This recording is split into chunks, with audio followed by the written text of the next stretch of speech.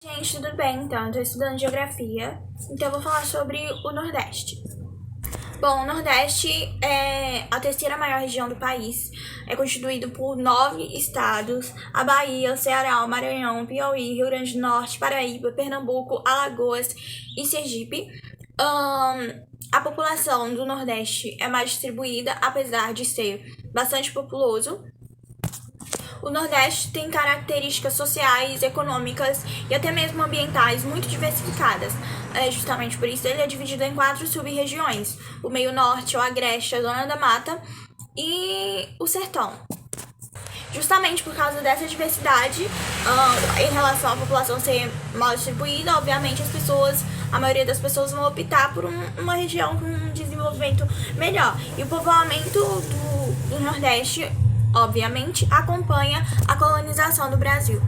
Vou começar pela Zona da Mata. A Zona da Mata é a região mais urbanizada. A Zona da Mata é aquela parte onde fica mais ali pro litoral. Então ela tá entre o Planalto da Borborema e a costa litorânea. É a região mais urbanizada, é a região que tem mais pessoas, concentra o maior número de indústrias. A vegetação natural de lá, no caso, seria a Mata Atlântica, né?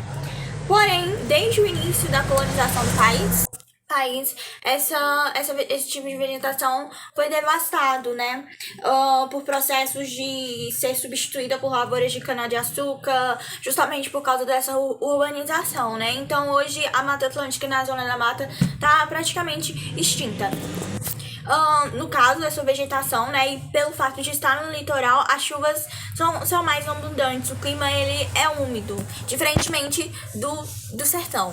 O sertão, né, o assunto é seca, ele é caracterizado pelo domínio do clima semiárido, né, e ele vai do estado do Rio Grande do Norte, Ceará, indo até mais ao sul, chegando até no inicinho de Minas Gerais. As chuvas são irregulares, escassas, mais distribuídas, ocorre a seca, a alta temperatura, e justamente por isso a agricultura de subsistência ela é prejudicada. Então, as atividades agrícolas têm grande limitação. Os solos são rasos e pedregosos, ao contrário da Zona da Mata, que o solo ele é fértil, né? O sertão ele apresenta rios perenes, né? Perenes não, tô doida. Rios intermitentes, que são aqueles rios que secam em períodos. São os rios temporários. Mas também apresentam um rio perene, que é o Rio São Francisco. Mas o Rio São Francisco não abrange todo o sertão, né? Então, o Rio São Francisco é a única fonte perene para as populações, né, que habitam na margem. E nele ele apresenta represas, usinas hidrelétricas e etc. Bom, o agreste é uma região, uma sub-região de transição entre o sertão e a Zona da Mata. Ele fica localizado no Planalto da Borborema. E essa região de Planalto é um obstáculo natural também para a chegada de chuva até o sertão. Então, justamente por ser uma região de transição, na parte mais perto do sertão vai ser mais seca, na parte mais perto da Zona da Mata vai ser mais úmida. Os terrenos mais férteis, mais pro lado da Zona da Mata, são ocupados por minifúndios. Ali existe a agricultura de subsistência e a pecuária leiteira, que abastece, né, majoritariamente a Zona da Mata, o maior polo consumidor do Nordeste. Bom, aí tem o meio norte também, que também é uma área de transição, né, entre o norte e o nordeste. Então, mais pro ladinho a gente vai encontrar um clima mais equatorial e mais pro outro lado de cá, uma coisa mais sertão veredas. E é no meio norte que a gente encontra a mata de cocais. Bom, o Nordeste ele sempre foi uma região onde o padrão a média do padrão abaixo da média do padrão de vida nacional.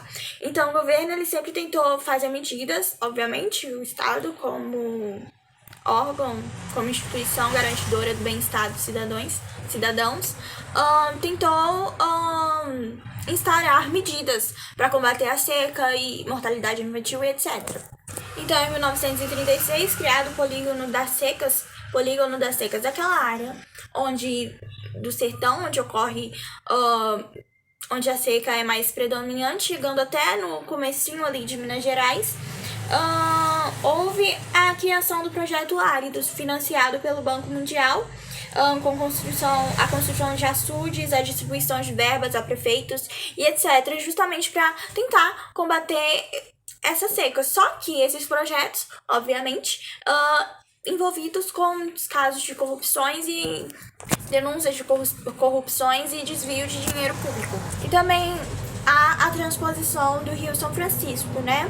Porém, com abrangência limitada. Tem um texto que apareceu na prova da UFTM Minas Gerais 2010 e 2010 de Benedito Vasconcelos. Vou ler, ó. Apesar de a irrigação ser necessária e urgente, não se deve esquecer que fora das margens dos dois rios perenes, o São Francisco e o Parnaíba, só se pode irrigar menos de 1% dos 118 milhões de hectares do polígono da seca. Então, apesar do projeto ter uma intenção boa, possui um alcance restrito, porque as redes de canais vão ter uma abrangência limitada em relação a toda a extensão do polígono das secas, no caso, a transposição do Rio São Francisco. Então, aspectos econômicos agora. Devido ao processo de desconcentração de indústria, a economia nordestina nos últimos anos tem apresentado um grande avanço industrial e humano também. O Nordeste ele é rico em recursos minerais, como petróleo e gás natural na Bahia, em Sergipe, no Rio Grande do Norte. É a segunda maior produtora de petróleo no Brasil. Tem o polo petroquímico de Camaçari, que fica perto de Salvador, na cidade de Camaçari, com o mesmo nome, com a posição de maior complexo industrial integrado no hemisfério sul e conta com centenas de empresas químicas, petroquímicas, indústria automotiva, de celulose, metalurgia de cobre, indústria têxtil, bebidas e outros serviços. Então, devido ao processo de desconcentração industrial, o Nordeste ele recebeu muitas indústrias, principalmente ali naquela parte da Zona da Mata. Bom, durante o governo de Juscelino Kubitschek foi criada a Sudene. O que é a Sudene? A Sudene, um órgão que cabia a ele combater essas desigualdades no Nordeste. Por meio de projetos de irrigações, plantação de plantas, plantações resistentes a secas. Porém, durante a ditadura militar de 1964, além de não cumprir as suas obrigações, a Sudene era foco de corrupções. Então, após uma sucessão de escândalos, a imprensa iniciou em 1999 um debate sobre a continuidade desse órgão. Aí, 2 anos depois, no governo de Fernando Henrique Cardoso, foi extinguida. Então, a Sudene foi extinguida por causa das polêmicas de corrupções e etc. Só que aí, no governo de Lula, em 2007, ele retomou as propostas no governo de Juscelino e recriou esse órgão com outro nome, com o nome de ADENE, Agência do Desenvolvimento do Nordeste. Na época, acreditava-se que a industrialização era a base do desenvolvimento econômico de uma nação, de uma região e etc. Então, a Sudene, ela atuou basicamente, ela atuou principalmente no setor industrial, mas também atuou no setor agropecuário e mineral. Então, foram instaladas no Nordeste indústrias de vários ramos. E com isso, havia também incentivos fiscais por meio da redução ou até mesmo a isenção de impostos, com indústrias de vários setores, de bens intermediários e etc. Porém, essa industrialização tinha um caráter seletivo, né? Por quê? Porque o que era produzido no Nordeste era basicamente o que não era fabricado pelo Sudeste. Então, ao invés desse desenvolvimento econômico ser regional, a indústria foi um dos principais suportes para políticas de integração nacional, tornando o Nordeste dependente do centro-sul do país, tornando então a economia nordestina complementar. Outra coisa também, que é como a cidade de Recife, Salvador e Fortaleza tinham melhor infraestrutura, então os investimentos ficaram mais concentrados na cidade. Em Minas Gerais e Montes Claros também. Então foram criados distritos industriais. Como eu disse, um dos tópicos dos objetivos da Sudene também era a agricultura. Então a Sudene tinha por objetivo a implementação, a modernização da agricultura regional. Então, o foco da política agrícola da Sudene foi basicamente ampliar a agricultura, modernizar, ampliar a produção para destinar ela para exportação, para o mercado externo e para as pessoas da região com maior poder aquisitivo. Então, ela não tinha como foco ampliar as áreas de cultivos e produtos alimentares para o consumo da população local, ou seja, voltadas para a agricultura de subsistência. Então, justamente por causa dessa modernização da agricultura, há no Nordeste a agricultura irrigada. Então, em locais onde havia seca, com vegetação de caatinga, há a plantação de várias frutas que abastecem tanto o mercado interno quanto o mercado externo. O plantio de cana-de-açúcar, o plantio de algodão, uva, feijão, soja, melão, acerola, caju e etc. No entanto, esse processo de modernização de agricultura irrigada é especificamente para grandes proprietários de terra, né, que tem poder aquisitivo para investir nessas agriculturas mais modernas, nesses tipos de plantar mais modernos. Então a produção é mais voltada para os consumidores de alto poder aquisitivo e não para a maioria da população sertaneja.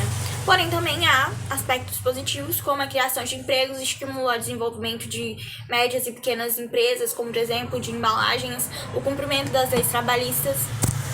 Na questão da pecuária, no Nordeste, assim, muito caprinos, né? Já que são animais mais resistentes à seca. Mas também tem a criação de bois, principalmente para corte de carne. Além disso, né, os caprinos têm grande importância regional porque fornecem couro, leite e carne também. O Nordeste também é responsável por cerca de 95% de todo o sal marinho consumido no Brasil. Vale ressaltar também o gesso também. A produção de gesso no estado do Pernambuco corresponde a 95% da produção total brasileira. O turismo também é uma prática que enriquece muito a economia nordestina, né? A economia brasileira em todo. O turismo. No Nordeste há muitas cidades históricas, né? E lugares onde são considerados patrimônios culturais pela Unesco. Não só por isso, mas também pela cultura, que é muito rica, a cultura nordestina.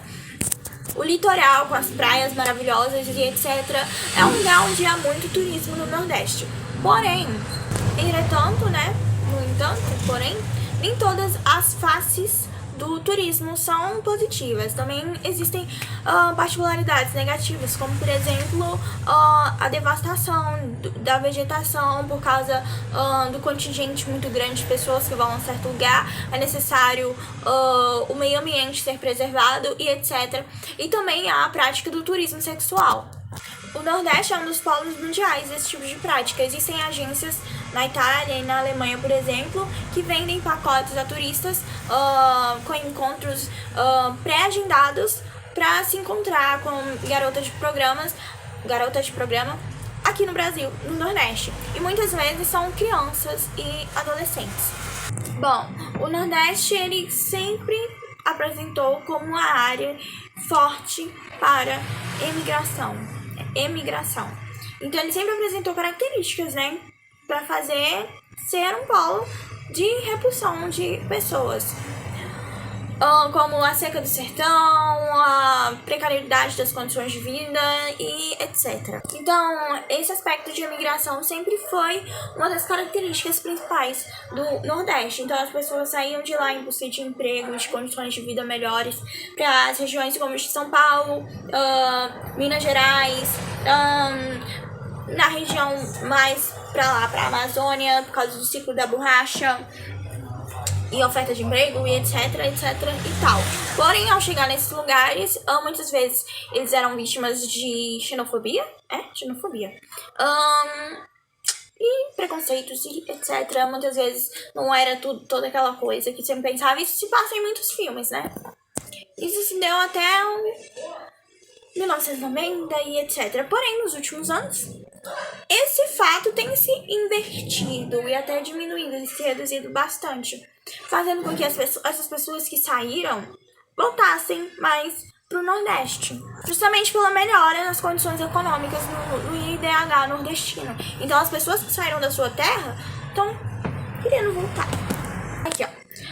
Segundo o estudo Nova Geoeconomia de Emprego do Brasil da Universidade de Campinas, os estados do Ceará, da Paraíba, de Sergipe e do Rio Grande do Norte receberam mais imigrantes entre 1999 e 2004 do que enviaram emigrantes para outras regiões. Apesar das condições nordestinas terem melhorado muito, o Nordeste ainda carece pela chegada realmente efetiva de políticas públicas no quesito abastecimento de água. A mortalidade infantil diminuiu bastante, abastecimento de água, saneamento básico, tratamento de esgoto, melhora na educação, assim como todo o país, né? O abastecimento de água, já falei, e acesso à internet. Então, o Nordeste, apesar de ser uma região muito rica, culturalmente, economicamente, etc., é uma das regiões que, por causa das características políticas e pelas características internas mesmo, que sempre apresentou também, é uma das regiões é a região com menor índice de DH do Brasil. É isso, obrigada por ter assistido até aqui, um beijo.